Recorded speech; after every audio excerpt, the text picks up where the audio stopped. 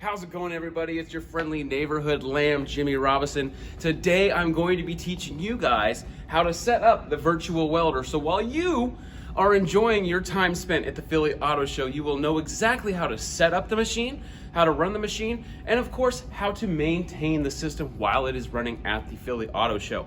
Now, I've already started it up, but I'm gonna show you guys real quick how to turn these machines on. So over here on the machine, you're gonna see there's these two little buttons here.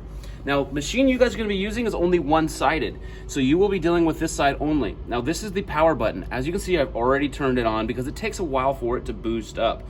So now that we've hit this button, we're gonna come on over here to the screen. Now, it's gonna take a few minutes to be able to set up, but you're gonna come to this screen right here.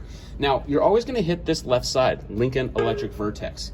Now, it's gonna come up to a keypad. Now, you can put anything you want in it. It doesn't matter, but for all intents and purposes, let's just go Philly Auto Show. Boom. So now you have it in there, so it's going to have a name. So you're gonna hit continue. Now, when you hit continue, as you can see, we're going to be using, these are called a T-joint. So we're gonna be using the T-joint on your welder here.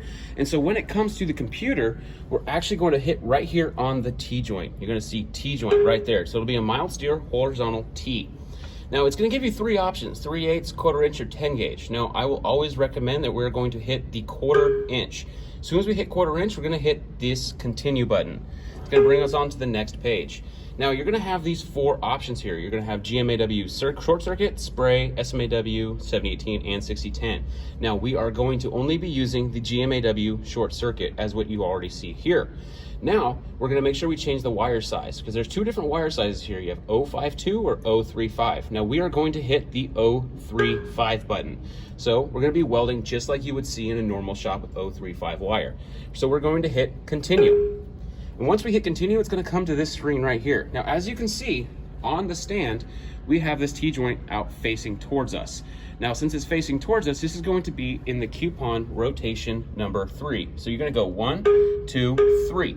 And now you can see that that picture is going to mirror exactly what you were seeing right here. So it's having that T-joint facing out towards us. So now that we have that all set up, I'm gonna go ahead and hit continue.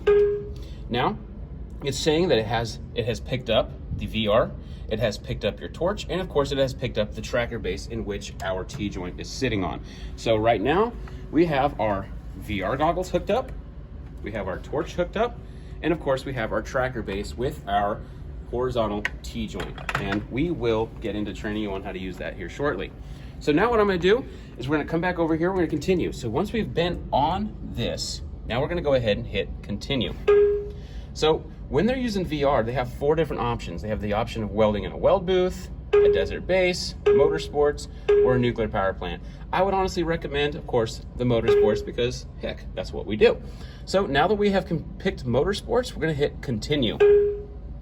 Now you're gonna get here to the gas mixture and the gas flow. Now when it comes to MIG welding, especially short circuit, you're always gonna wanna use a 75-25 blend. And it's already highlighted for you. If not, make sure you just hit 75-25. Now you're gonna have your gas flow. Now the general gas flow for MIG welding is gonna be anywhere between 35 to 40 CFH. So we're just gonna hit right dead center in the middle, 36, that's completely okay. So now what we're gonna do is hit continue. Now that I hit continue, we wanna make sure that we go to DC positive. So we're gonna be able to weld in DC positive. Don't worry, I'll explain all that stuff to you later, but just for setup and all intents purposes, we're gonna use DC positive. So DC positive, and now we're gonna look at our voltage. Now our voltage for MIG welding generally is gonna run about 18.5 to 19 volts. So I'm gonna go ahead and get it to about right here, turn the dial, let's go about 18.8. It's a good middle of the road. So then we're gonna see our wire feed speed. Our wire feed speed, in accordance to an 18.8 voltage, we're gonna go ahead and put that to about 225. This is a really good weld setting. This is the setting that I always use in real life, so it works really well on the computer. So we're gonna hit continue. Now it's gonna say adjust the weld machines. Now what we're gonna do before we hit continue here is we're gonna bypass it because for some reason, this system doesn't like the particular settings that I use, but we're gonna go ahead and get past that. So when you come to this screen, you're gonna go ahead and hit this little key and you're gonna see it's gonna open up. Now all of these down here, you're just gonna use the passcode of 1, 2, 3, 4, 5, and then you're gonna see that it is unlocked. Now all we're gonna do is hit unlock, and now we're up to our screen. Now the screen that it's seeing right now is actually the VR goggle itself. So as you can see from the screen, I'm using the VR goggles. Now, as the screen, you can see right here, this is what the student or the patron is going to see if they are wearing the goggles. They can also come down here, they can see their weld. Now, there's also another way to use it. If the people that are wearing these get a little seasick, which is generally what happens, people are gonna get motion sickness from wearing these. If they don't wanna wear the goggles, that's completely okay. All we have to do is come over here and hit next. And hit next one more time. So it's gonna bring you up to this screen right here. Now, what's a really helpful tool if they're gonna use this screen? I like to use 2 fingers and pinch out, just like your smartphone. So you're gonna be able to pinch out right here. So now that we have those set up, now here's the thing, is we can run a weld and show them how to use this weld, but what we're going to do is we're gonna add the actions and cues to be able to help our patrons or students be able to learn the importance of body positioning and muscle memory, which is, again, the most important part of learning how to weld. So what you're gonna do now is you're gonna hit actions and cues. Come over here, you're gonna hit travel speed, aim, travel and work angles, and contact to work distance. Now, what this is basically doing is giving the person that's welding the opportunity to get the right angles and right degrees. So what this is doing right now is actually helping the student or the patron learn the proper angles and degrees, contact to work distance, and speed. So you're gonna try and get everything in the green as best as possible, and then I'm gonna pull the trigger. And as I'm moving, you see that dial indicator up in the right-hand side? That's our speed. We wanna try and keep that in the middle as well as the rest of our dials. So that right there, the little arrow, the bullseye, that's our work angle.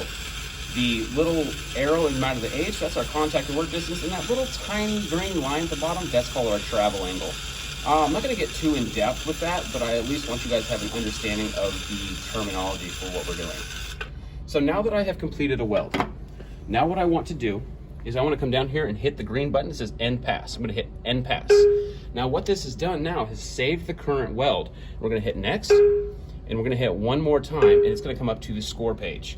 Now the score page is gonna show you all the things you did right or wrong. Now in this case, it's a middle of the road weld, not too bad.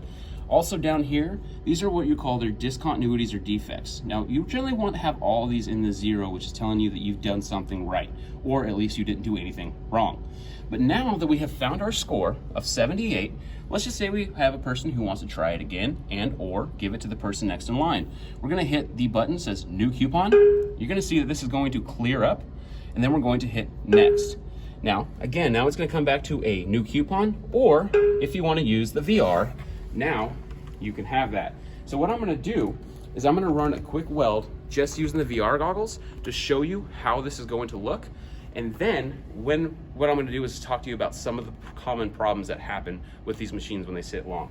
So I'm gonna go ahead and pop this over my head. And now I'm going to weld. So I'm gonna pick up my torch. I'm gonna come over here. And now you can probably see on the screen, what you're seeing is exactly what I am seeing.